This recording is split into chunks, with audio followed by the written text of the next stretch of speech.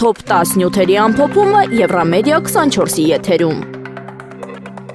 Քաղաքական վերլուծաբան Արմեն Պետրոսյանի գնահատմամբ ԱՄՆ փոխնախագահ Ջեյ Դի Վենսի այցը տարածաշրջան նոր ռազմավարական փուլի սկիզբ է։ Վաշինգտոնը փորձում է հավասարակշռված քաղաքականություն վարել, միաժամանակ ակտիվացնելով համագործակցությունը Հայաստանի եւ Ադրբեջանի հետ։ Քննարկումների առանցքում է եղել անվտանգությունը, էներգետիկան եւ խաղաղության գործընթացը։ Փորձագետները սա դիտարկում են որպես Երևանի արևմտյան վեկտորի ամրապնդում։ Երևանում տեղի է ունեցել գործարար Սամվել Կարապետյանի քաղաքական ուժի համագումարը, ընտրվել է ղեկավար կազմը, հայտարարվել առաջիկա խորհրդարանական ընտրություններին մասնակցելու մտադրության մասին։ Քաղաքական դաշտում սա կարող է փոխել ուժերի դասավորությունը եւ ստեղծել նոր ընդդիմադիր բևեռ։ Ակնկալվում է, որ առաջիկա ամիսներին կուսակցությունը կներկայացնի իր տնտեսական եւ արտաքին քաղաքական ծրագրի հիմնական դրույթները։ ՀՀ նախագահ Վահագն Խաչատուրյանը պետական այցով կմեկնի Հունաստան։ Օրակարգում են քաղաքական, տնտեսական եւ պաշտպանական համագործակցության ընդլայնումը, ինչպես նաեւ տարածաշրջանային անվտանգությանը վերաբերող հարցեր։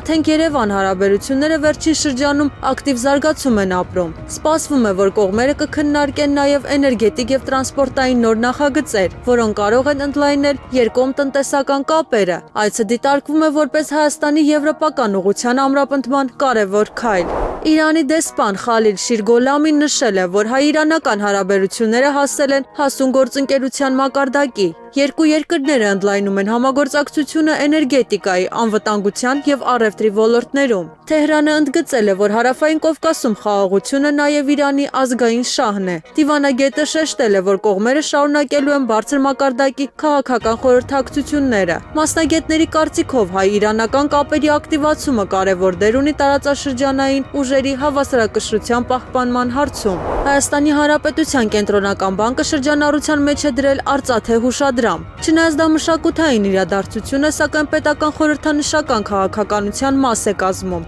ամրապնդելով ազգային ինքնության գաղափարը։ Հուշադրամի թողարկումը նվիրված է պատմական կամ մշակութային նշանակալի թեմայի, որը կարևոր տեղ ունի հանրային հիշողության մեջ։ Կենտրոնական բանկի ներկայացուցիչները նշել են, որ նման նախաձեռնությունները նաև խթանում են ներդրումային մետաղադրամների նկատմամբ հետաքրքրությունը։ ՌԴ նախագահի մամուլի խոսնակ Դմիտրի Պեսկովը հայտարարել է, որ Ռուսաստանը շարունակելու է խորացնել տնտեսական եւ քաղաքական կապերը Հայաստանի հետ, չնայած ԱՄՆ ակտիվացմանը տարածաշրջանում։ Նրա խոսքով Մոսկվան շահագրգռված է պահպանել ռազմավարական գործընկերությունը եւ զարգացնել համագործակցությունը տարբեր ոլորտներում։ Պեսկովը ընդգծել է, որ երկկողմ հարաբերությունները հիմնված են բազմամյա պատմական եւ տնտեսական կապերի վրա։ Վերլուծաբանները նշել են, որ այս հայտարարությունը նպատակ ունի ցույց տալ, որ Ռուսաստանը չի պատրաստվում զիջել իր դիրքերը Հարավային Կովկասում։ Թելեգրամի հիմնադիր Պավել Դուրովը արձագանքել է ԱՄՆ փոխնախագահ Ջեյ Դի Վենսի Հայաստան եւ Ադրբեջան կատարած այցերին։ Նա ընդգծել է, որ Վենսը հանդիպել է Նիկոլ Փաշինյանի հետ, ապա մեկնել Բաքու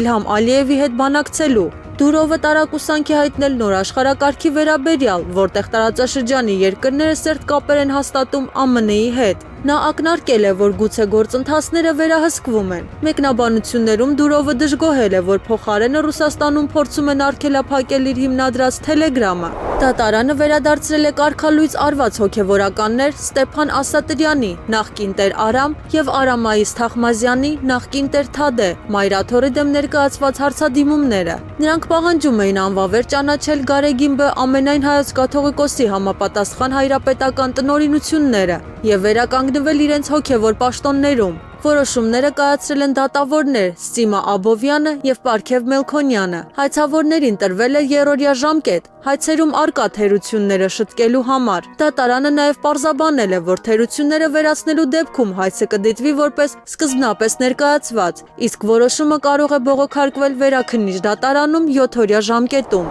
Վարչապետ Նիկոլ Փաշինյանը որոշում է ստորագրել զինծառայողների եւ զորակոչային տարիքի քաղաքացիների դատաբժշկական փորձաքննության գործընթացը վերանայելու նպատակով։ Որոշումը հիմնված է կառավարության կառուցվածքի եւ գործունեության մասին օրենքի 7-րդ հոդվածի 16-րդ մասի վրա։ Ստեղծվում է միջգերատեսչական աշխատանքային խումբ, որը կուսումնասիրի առկա խնդիրները եւ կներկայացնի համակարգային լուծումների առաջարկներ։ Խմբի հիմնական նպատակն է բարձրացնել փորձաքննությունների թափանցիկությունն ու արդյունավետությունը։ Կառավարությունը նաեւ հաստատել է աշխատանքային խմբի կազմը, համաձայն որոշմանը կից հավելվածի։ Վարչապետ Նիկոլ Փաշինյանը շնորհավորական ուղերձ է հղել իսլամական հեղափոխության գերագույն առաջնորդ Ալի Խամենեին եւ Իրանի նախագահ Մասուդ Փեզեշքյանին իսլամական հեղափոխության 47-րդ տարեդարձի կապակցությամբ։ Ուղերձում նա ընդգծել է, որ Հայաստան-Իրան հարաբերությունները կրում են ռազմավարական բնույթ եւ խարսխված են փոխադարձ հարգանքի, անկեղծության եւ փոխվստահության վրա։